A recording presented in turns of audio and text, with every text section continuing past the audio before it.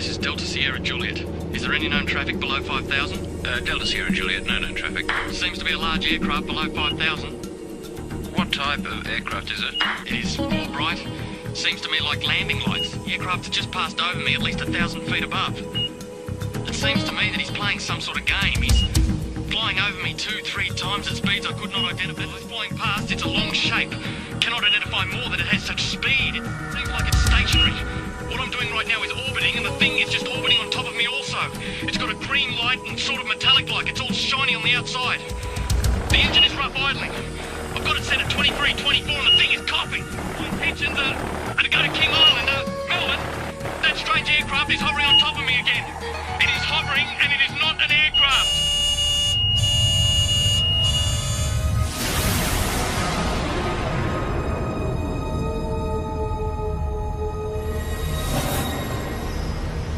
What you've just heard was a recreation of the final words spoken by pilot Fred Valentich before his plane disappeared over Bass Strait. Even though it's been 19 years since Fred disappeared, the mystery surrounding what happened to him still hasn't faded. He just vanished without trace, and his family believed he was taken by an unidentified flying object. Recent years has been an explosion of UFO sightings in Australia. Whenever you mention the topic, people seem to have their own theories and opinions, or even their own stories.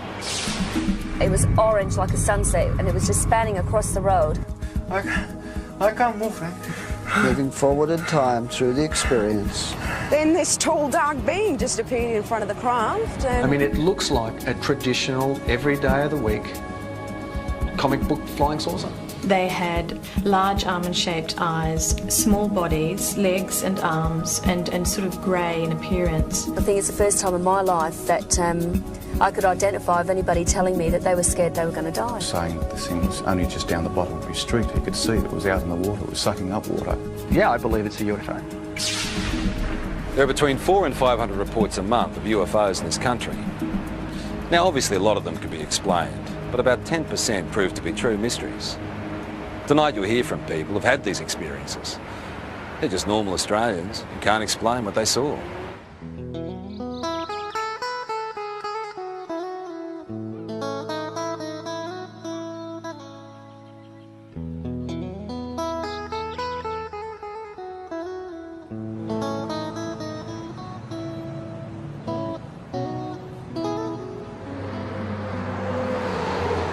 I was travelling from Sydney in a northerly direction toward Gosford along this particular road here, the Pacific Highway, and it was quiet. There wasn't a lot of traffic. It was early Christmas morning, and I was just gazing out of the front window of the car, and I saw approximately a half a kilometre away a bright silver metallic object crossing from south to north.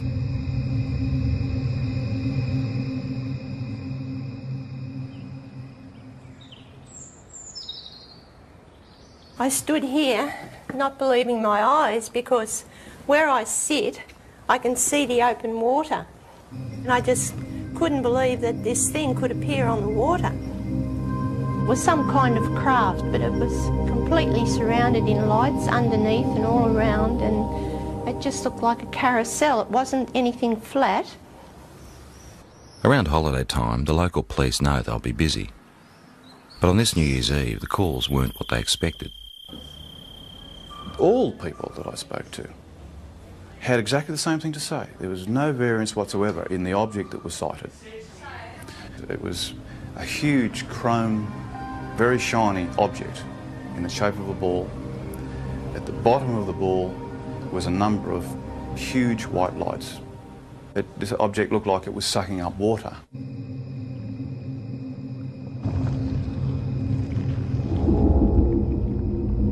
Some calls were quite frightful in the voice. You could actually hear the fear, and in the background especially, the fear of people and of course animals and things at the time that were experiencing this phenomena.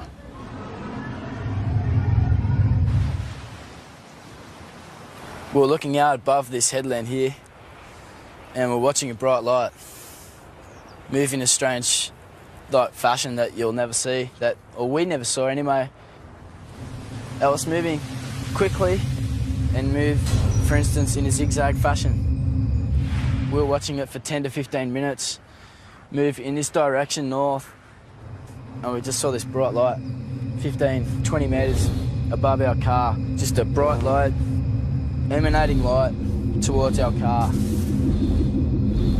It was just awesome. All of a sudden I saw these lights come out of the water like a cylinder and flash, and the top of the water was all lit up. And as that light was up, I could hear the rushing of water, movement of water, and then the water being raised up, and then shortly after, down comes the water on top of the lake. I noticed this rather bright light that seemed to be on the right-hand side of the car, and it seemed to be following us for quite a while. And then all of a sudden it turned and went at a right angle right across the expressway in front of the car. It was large, round, and it seemed to have a stream of sparks flying out the back of it. I don't know what it was, but it was most peculiar. After the initial New Year's Eve reports to police, the local Sun Weekly newspaper got hold of the story. There were hundreds more people at home that obviously thought they'd seen something quite out of the ordinary, but were too scared maybe to come forward and actually say that they'd seen something. Our office, the day the report hit the streets, was amazing. We had caller after caller saying they'd seen the same thing. A lot of the witnesses were retired academics, some were policemen, nurses, school teachers, Sunday school teachers, lawyers, business people, some of the leading business people in the area. They were all people that had everything to lose and nothing to gain by even coming forward and making a report. All the people who actually saw it hovering over the water described these 4 or 5 shafts of bright white light coming down to the water and literally penetrating the water rather than reflecting off it. We also had descriptions of the water seething underneath it. Some people said it frothed, some people said it foamed, some people said it was steaming up. Overall, I'd imagine there'd be probably 3 dozen telephone calls on the night. Well, we're police, Sergeant Wenning. In particular, Sergeant Wenning remembers one very distressed caller. He told me he had been woken up from a deep sleep with thunderous noise and bright lights, dogs barking. His children had come into his bedroom screaming. He was saying that this thing was only just down the bottom of his street. He could see it was out in the water, it was sucking up water. The sound was like a million hummingbees. He didn't know what was going on. We investigated officially with the local aircraft, aerodromes, with the Air Force, with air traffic control, and again could come up with no explanation. While everyone can describe what they saw, no one seems to have the answer to exactly what it was or where it came from. It was moving in waves in the sky, which could only be described as a UFO. When you see something like this, there's a sure knowledge that you're looking at something that is beyond your experience. I'm not young, and people might think, oh, you're a bit strange, seeing things and had imagination. No, I've got imagination, but not like that. Not when I see something that I see. I know I saw it. At first I thought, well, maybe it's some type of meteorite, but it was too large, it was travelling too slow, and turned a right angle, which I know meteorites aren't inclined to do. I was just bewildered how something could appear and disappear in the thin air practically. Well, I honestly don't know what they saw. We've gone right through all the realm of possible explanations, which leaves it as what a UFO truly is, a flying object which we cannot identify by conventional means. There's a saying that seeing is believing, and it certainly applies to UFOs. The most intriguing personal accounts come from people with no real interest or belief, until it happens to them.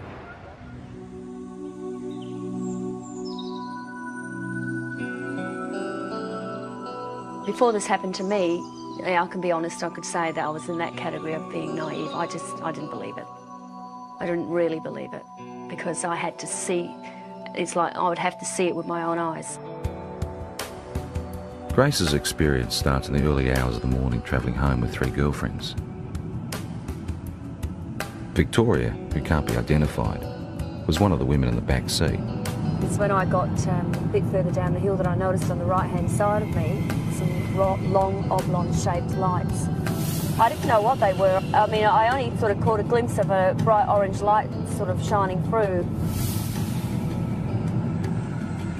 As I got down the hillside and started to come around the corner by this little hotel that takes us back through the back roads towards the freeway, one of the girls in the back noticed a very bright white light with a type of blue haze around it. When the girls were sort of saying, oh, maybe, you know, like it's a UFO, and, you know, we sort of like just laughed it off and said, don't be so ridiculous.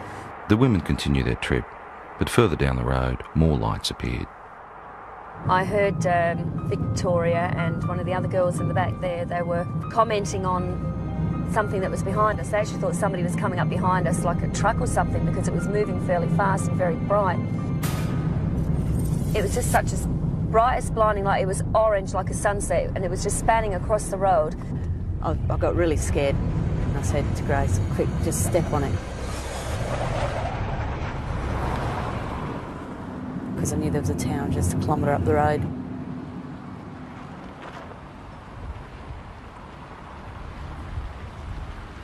As we got closer into the middle of this car parking area and looked up, we could see this ship. Well, that's what you'd have to call it, because it was, you know, definitely not an aeroplane, and it was something from definitely not this world, that's for sure. It sort of moved across from this direction straight over the top of us.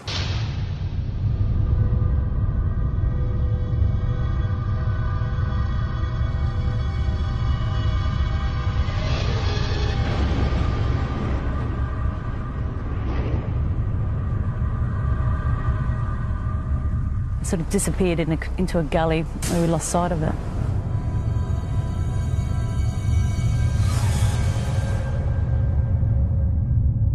We were scared for our safety. I mean, I've got to be honest, I think it's the first time in my life that I could identify of anybody telling me that they were scared they were going to die. Because I was. When I got to the opening of the drive here, the other girls noticed that there was something else up, some activity up there in the sky. We were still scared. We didn't know what they were either. They seemed to be moving in a direction that this other craft had gone over and gone down.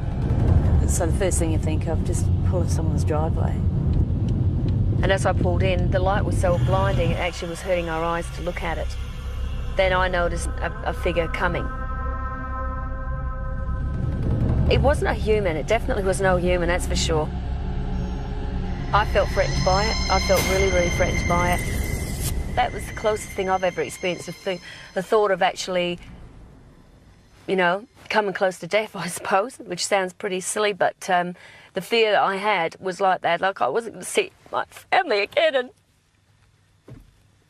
And the weird thing is that it's not the normal thing to talk about and for people to accept.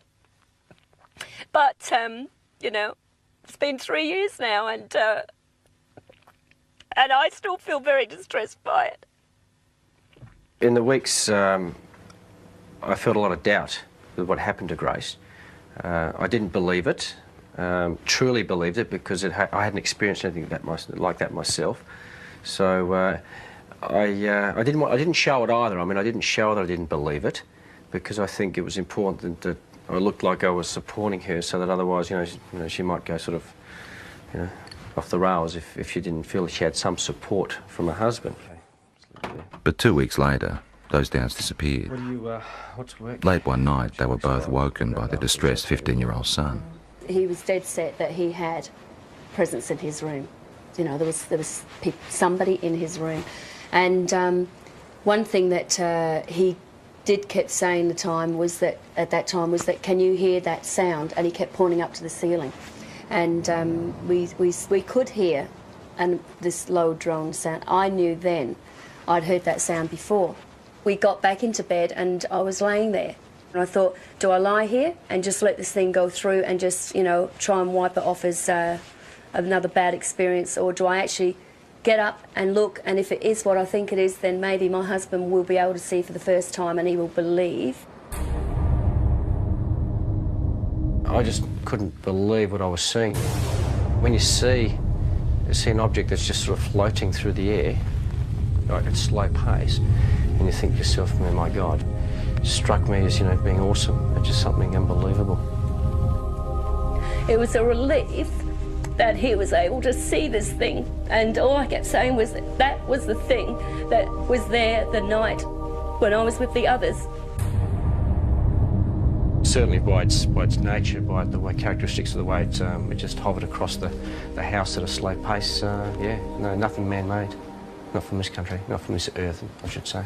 So you want me to... Even though Grace and her husband ended up experiencing the same craft, their ways of coping with it differ.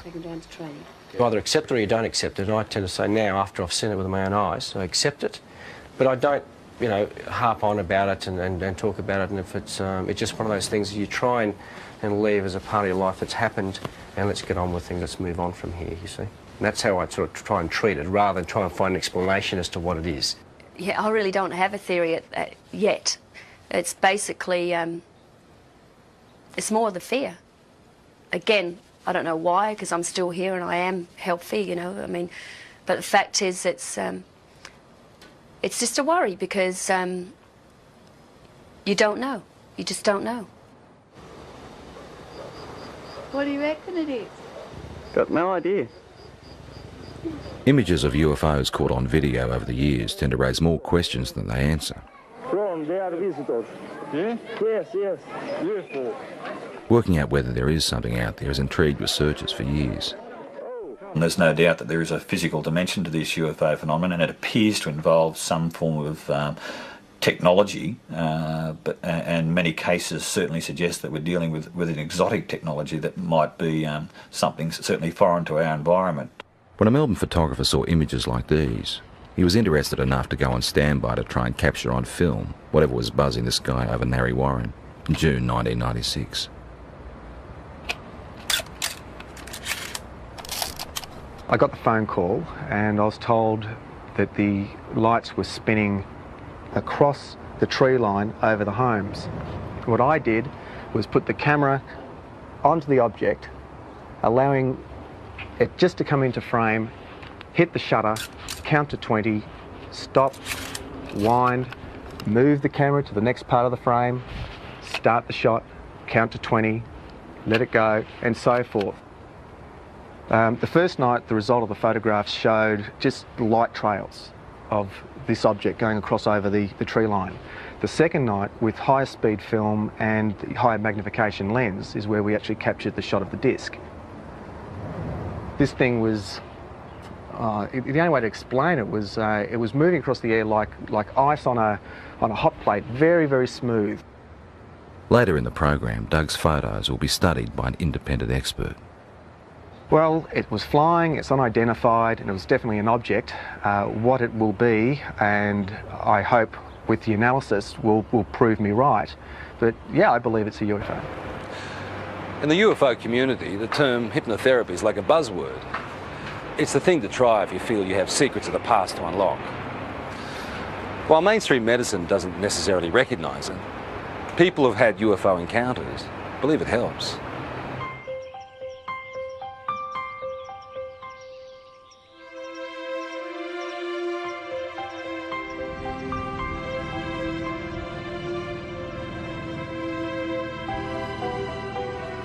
Victor Pufulescu believes he started having alien encounters as a teenager back in his native Romania. He's turned to hypnotherapy to try and find out exactly what happened. It's like being a good soldier. You just obey orders. This is actually probably the best description of hypnosis process. Loosened limb, deeper sleep. Loosened limb, heavier and heavier. Not a worry, not a care. Deeper, deeper, and deeper. Hypnotherapy is a way of allowing us to get into the subconscious mind. The intellectual mind tends to want to control and criticise everything. It's the censor of stuff it doesn't even know about that was in there before we were 3 years old. So by sort of relaxing and sliding across the conscious mind, if you like, we can sort of delve into the unconscious, or to allow what's in the unconscious to find its way out. Oh, I can't move, Frank. Uh-huh. The pressure is increasing. I can't move. The chest, my arms, my legs. There's a thing about hypnotherapy that very often the subject will want to please the hypnotist.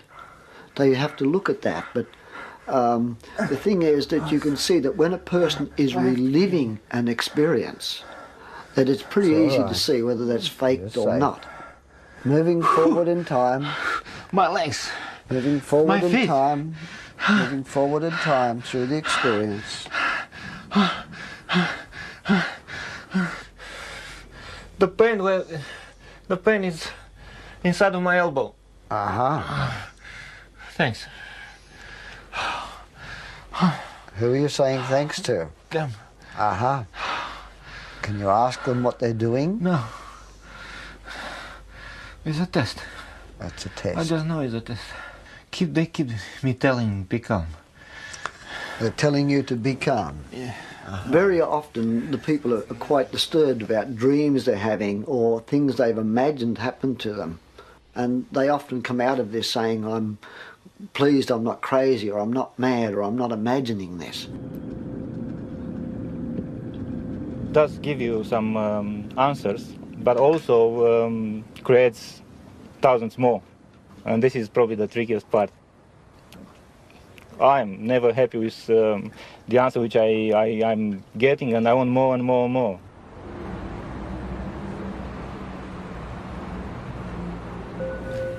Just relaxing as much as you can with every breath. Just feeling a sense of calm. From 1992, there was a very strong correlation with awakening psychically and with my healing work to having these experiences. Elizabeth Robinson is a spiritual healer and therapist who says she's been having extraterrestrial experiences since childhood, but is only now starting to accept them. I mean, when they started with me, I thought, my God, this is bizarre. You know, this is crazy. This is in the realm of science fiction. But I know now I've had to work through that and struggle with it, and I've denied it like hell for 5 years. And I can't deny it anymore. Elizabeth says she started seeing creatures like these around her home in Perth in 1992. There were 3 beings standing there. They had large shaped heads, bigger at the top to chin at the bottom, large almond-shaped eyes, small bodies, legs and arms, and sort of grey in appearance. But they looked at me with a sense of intent and intelligence. Soon after, Elizabeth's daughter talked of being visited by a lady during the night. Elizabeth believes it was one of the same beings. And I looked down on the desk, and here was a drawing of this being, this same being that I had seen. And I said to Jessica, who did that? Because I knew that at 2.5, her drawings were scribble drawings. And she said, oh, that's the lady. I tried to rationalise it, but I knew that I wasn't imagining this stuff. You know, there was something in me that told me that there was more to these experiences. They're looking at me again. Elizabeth then turned to hypnotherapy to try and uncover what she couldn't understand. This session was recorded last year with visiting American UFO researcher John Carpenter. I don't want to give the baby up. What seems to have come up in hypnosis is that I've had children taken from me, babies taken from me that are growing up on crafts. And this is just absolutely bizarre, you know, talking about this. I mean, you talk about this, but, you know, at first you struggle with it. I mean, you can't fully comprehend this, but what I could comprehend was the emotion around it.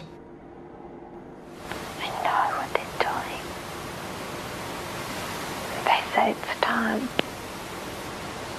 they tell me with their mind. The emotions are so real, they're raw, they're, you know, the grief is there, the terror is something like I've never felt before. They're just doing what they're doing. What are they doing? They're getting the equipment ready.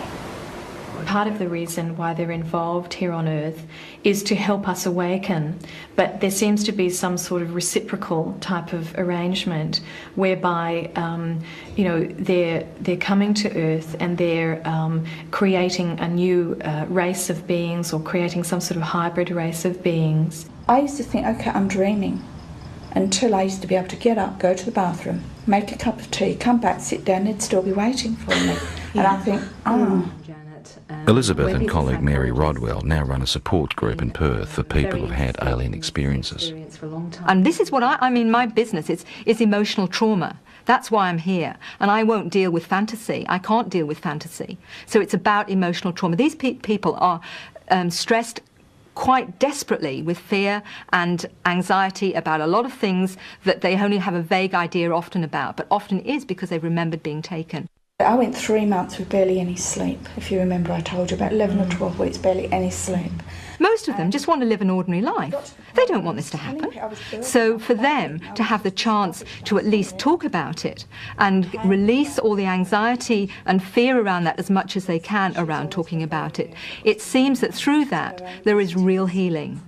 For me, I became very frightened that I would be labelled crazy or, you know, hallucinating, whatever it was, and that I couldn't have somebody to relate this experience to that would honour my experience. Have either Elizabeth has always kept journals about her experiences, which she is now using to write a book.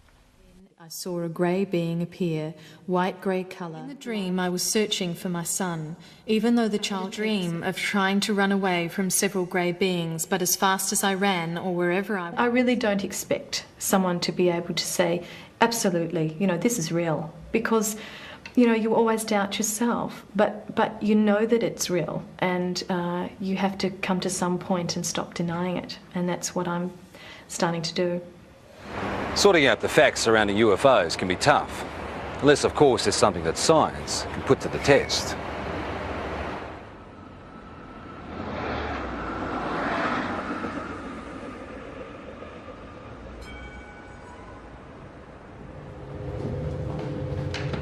Earlier in the program we saw photographs taken by Doug Page.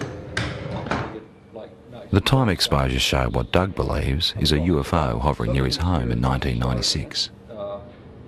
Now, has this been observed by other people as well? Practically all of Narre Warren. Okay, so that was seen, but not as a streak, because this is a time exposure.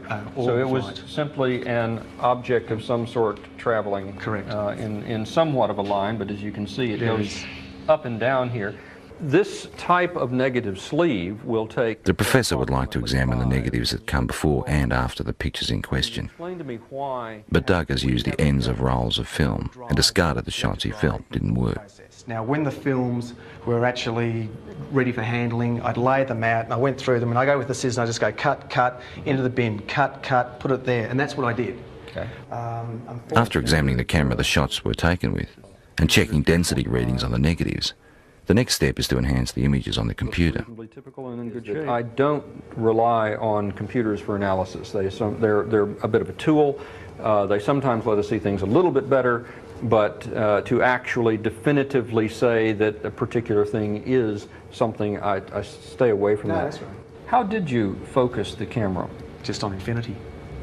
Okay, so if you focused on infinity, technically the tower should be sharper in focus than the tree. Should be, shouldn't it? Mm-hmm. But it's not.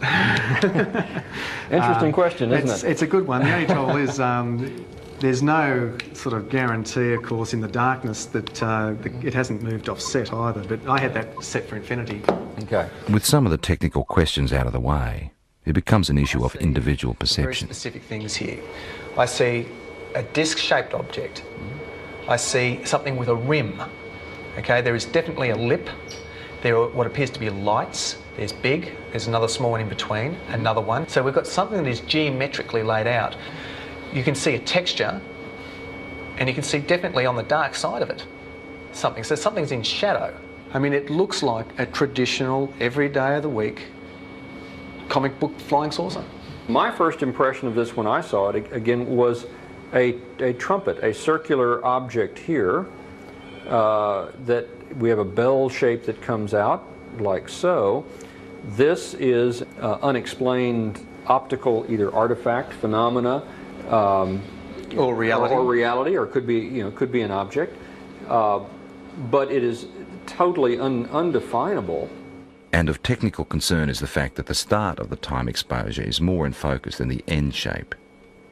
Does it make any sense to you that if this was moving and it's decelerating, would that have a bearing on the shape of the line?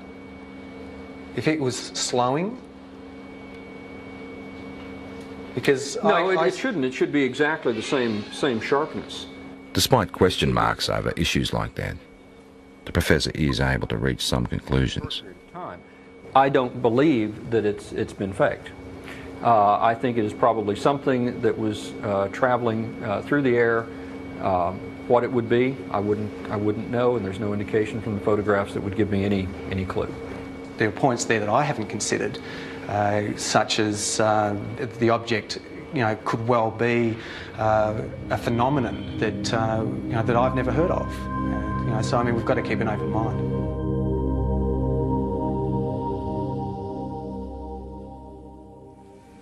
I don't know, maybe between 6 and 8, I would assume. Okay.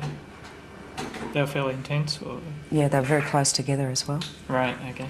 4 years ago, Kelly Carr was a mother and housewife with no interest in spaceships or aliens. Now she's using technology to reconstruct images of her own encounter. It does give the idea of the lights there, but the brightness of the light, it gives a good impression, except that the colour doesn't seem right. Kelly's account starts in August 1993.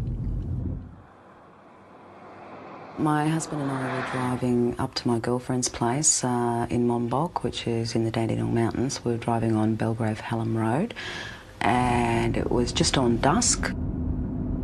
I saw what I thought was round orange lights in the field. It looked unusual to me. Later that night, retracing their route home, Kelly noticed something else unusual. It's about a kilometre or so in front of us, about twice the height of the treetops. We could see this object, which at first I thought was a blimp. It had the shape of a blimp, but it was light.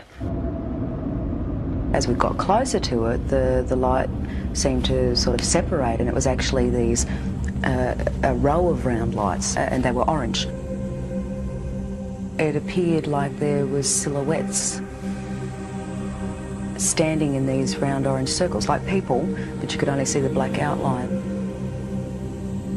Well, I just said to my husband, look, there's people in there. And the minute I said that, it shot off to the left of us. Within 1 or 2 seconds, it was gone completely. About a kilometre or two further down the road, as we kept driving, I came across at least what I thought was a screen or a wall of light across the road.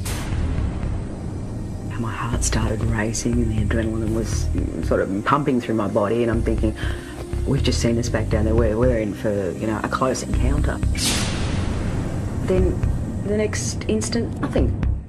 We seem to have actually covered a fair distance that I don't even remember covering. It might have been possibly close to a kilometre that I don't remember actually travelling.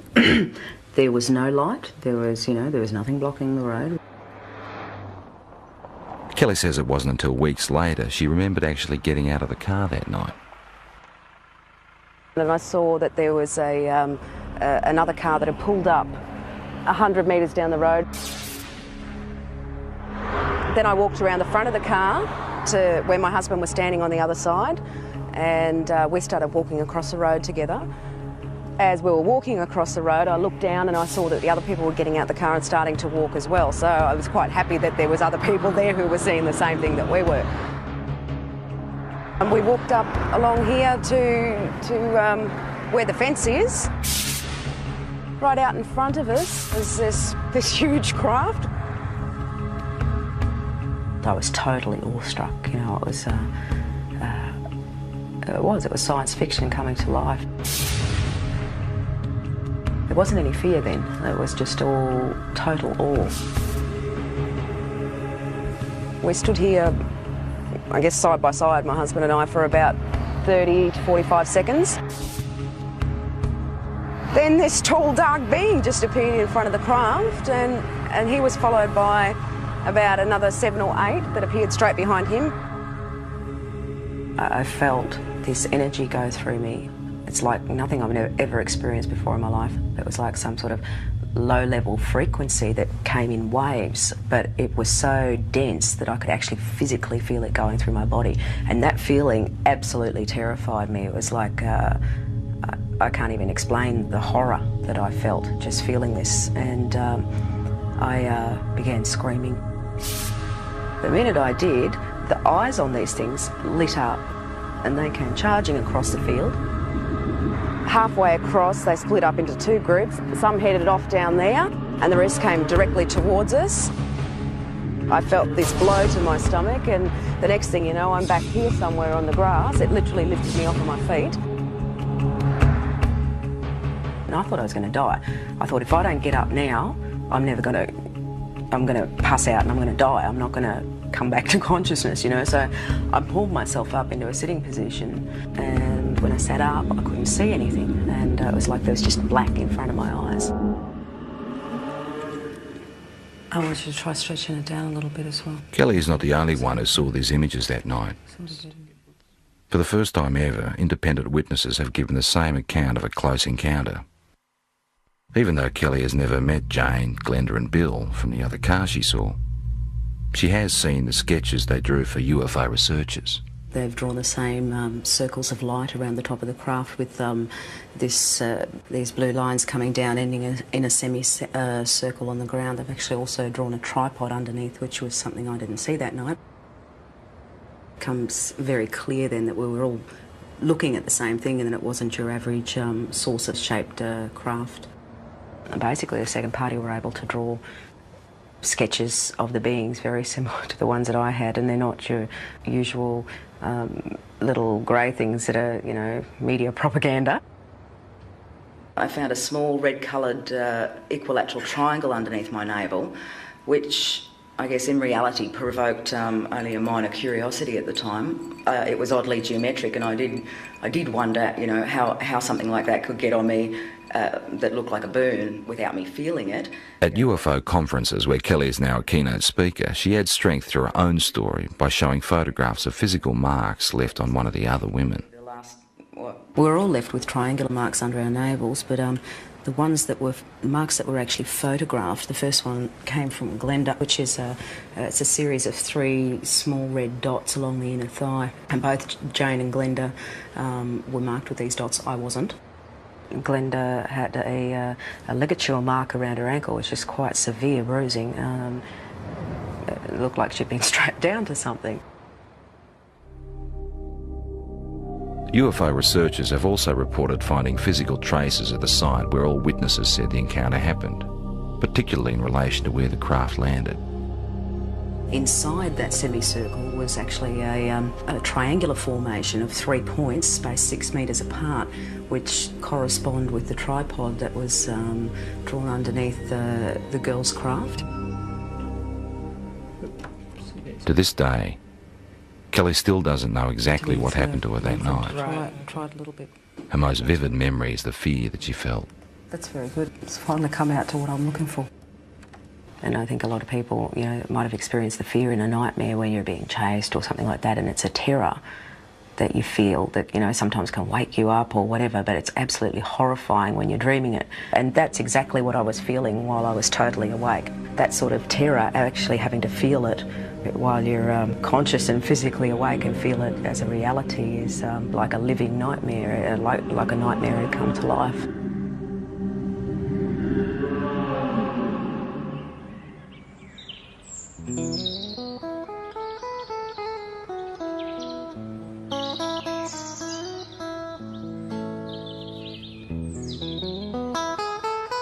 We've moved out onto 138 acres. We don't have electricity. We use all our own fuel, like for both our fires. We're in the process of trying to become self-sufficient as far as food's concerned. We just lead just a very different lifestyle. Denise Borrett says it's her encounters with strange beings that have helped her make the decision to live this way. There's one of our missing. I believe at the moment that they're giving us quite a dire warning about what's happening to the planet and what's going to happen to us unless we actually wake up to what we're actually doing. They seem to open parts of your mind that aren't opened before, and or they help you to do that. I don't know, but all I know is that I'm a very changed person since I've had my experience. Well, lifestyle changes you'd think shouldn't happen to people if these things aren't physically occurring. So I guess it's a little piece of evidence to suggest that something really startling and extraordinary must have happened to a person because of the changes that they do go through.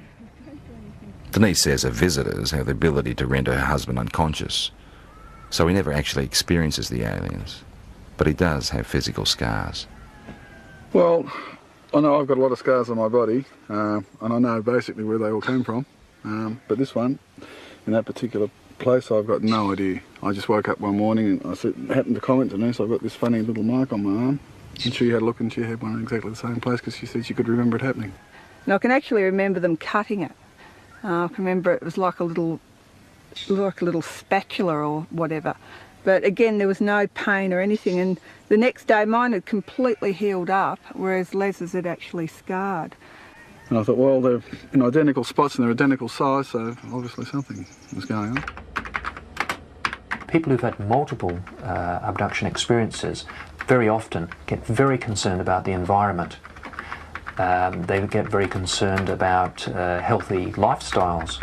They get very interested in the possibility of life elsewhere. They get very interested in promoting the message that there's something actually going on.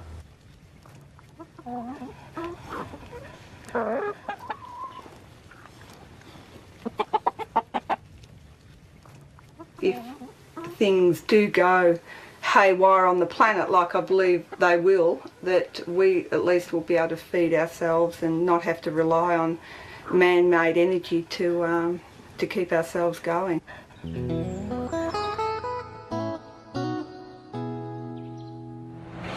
It's pretty obvious that the people that had these experiences are convinced there's more to what's out there than most of us realise. They're also the first to admit that their stories can be hard to accept. All they want us to do is be prepared to listen. I suppose people got to make their own minds up, but we can honestly say that what happened, happened, and there's no doubt about that. Perhaps they're extraterrestrial, we don't know. Perhaps it's military experimentation. Perhaps there's new things in this earth that we don't know about. I don't know what they are. I know what happened to me, but I don't know anything about them. Well, I'd have to say that the evidence seems to be fairly compelling, that we seem to have some sort of alien life form, just in what it is. You've got to keep an open mind. And since I've accepted it, I think I've really started to see it's not really bad. There's a lot of good in what they're actually doing. And it's like they're saying to us, you know, human beings can do so much more.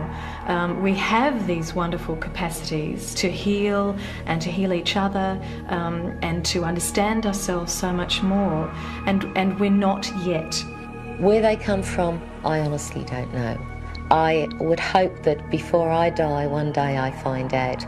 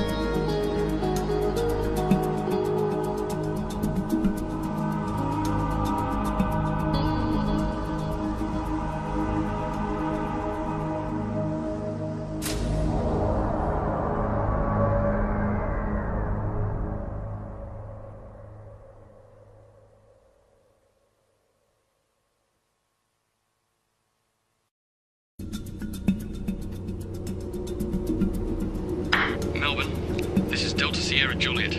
Is there any known traffic below 5,000? Delta Sierra Juliet, no known traffic. Seems to be a large aircraft below 5,000. What type of aircraft is it? It is more bright. Seems to me like landing lights. The aircraft has just passed over me at least 1,000 feet above. It seems to me that he's playing some sort of game. He's flying over me 2-3 times at speeds I could not identify. It's flying past, it's a long shape. Cannot identify more that it has such speed. It seems like it's stationary. What I'm doing right now is orbiting, and the thing is just orbiting on top of me also. It's got a green light and sort of metallic-like. It's all shiny on the outside. The engine is rough idling. I've got it set at 23, 24, and the thing is coughing. My intentions are to go to King Island, Melbourne. That strange aircraft is hovering on top of me again. It is hovering, and it is not an aircraft.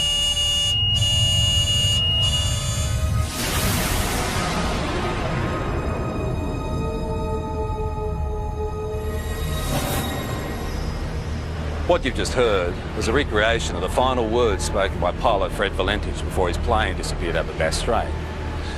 Even though it's been 19 years since Fred disappeared. And move, for instance, in a zigzag fashion. We were watching it for 10 to 15 minutes, move in this direction north, and we just saw this bright light, 15, 20 metres above our car. Just a bright light, emanating light towards our car. It was just awesome. All of a sudden I saw these lights come out of the water like a cylinder and flash, and the top of the water all lit up. And as that light was up, I could hear the rushing of water, movement of water, and then the water being raised up, and then shortly after, down comes the water on top of the lake. I noticed this rather bright light that seemed to be on the right-hand side of the car, and it seemed to be following us for quite a while, and then all of a sudden it turned and went at a right angle right across the expressway in front of the car. It was large, round, and it seemed to have a stream of sparks flying out the back of it. I don't know what it was, but it was most peculiar. After the initial New Year's Eve reports to police, the mystery surrounding what happened to him still hasn't faded. He just vanished without trace, and his family believed he was taken by an unidentified flying object. Recent years has been an explosion of UFO sightings in Australia. Whenever you mention the topic, people seem to have their own theories and opinions, or even their own stories. It was orange like a sunset, and it was just spanning across the road. I can't move, man. Moving forward in time through the experience. Then this tall, dark being just appeared in front of the craft. And I mean, it looks like a traditional, every day of the week, comic book flying saucer. They had large almond-shaped eyes, small bodies, legs and arms, and sort of grey in appearance. I think it's the first time in my life that I could identify of anybody telling me that they were scared they were going to die. Saying that this thing was only just down the bottom of his street. He could see that it was out in the water, it was sucking up water. Yeah, I believe it's a UFO. There are between 400 and 500 reports a month of UFOs in this country. Now, obviously, a lot of them can be explained, but about 10% prove to be true mysteries. Tonight, you'll hear from people who've had these experiences. They're just normal Australians who can't explain what they saw. All around, and it just looked like a carousel. It wasn't anything flat. around holiday time, the local police know they'll be busy. But on this New Year's Eve, the calls weren't what they expected.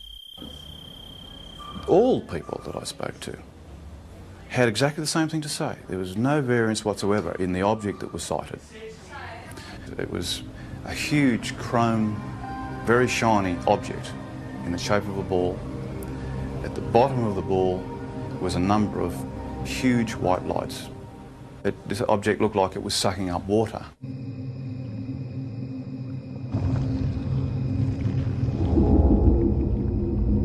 Some calls were quite frightful in their voice. You can actually hear the fear, and you can, in the background especially, the fear of people and, of course, animals and things at the time that were experiencing this phenomena.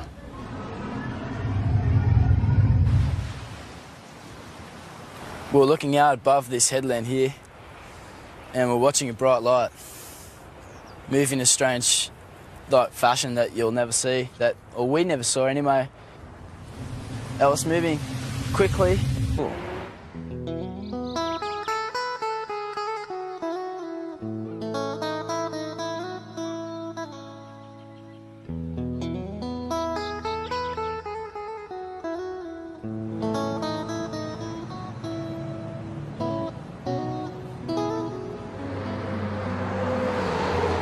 I was travelling from Sydney in a northerly direction toward Gosford along this particular road here, the Pacific Highway, and it was quiet. There wasn't a lot of traffic. It was early Christmas morning, and I was just gazing out of the front window of the car, and I saw approximately half a kilometre away a bright silver metallic object crossing from south to north.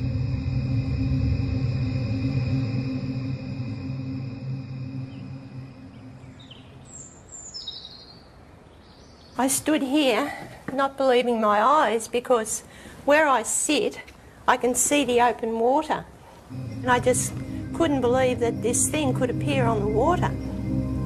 It was some kind of craft, but it was completely surrounded in lights underneath and all.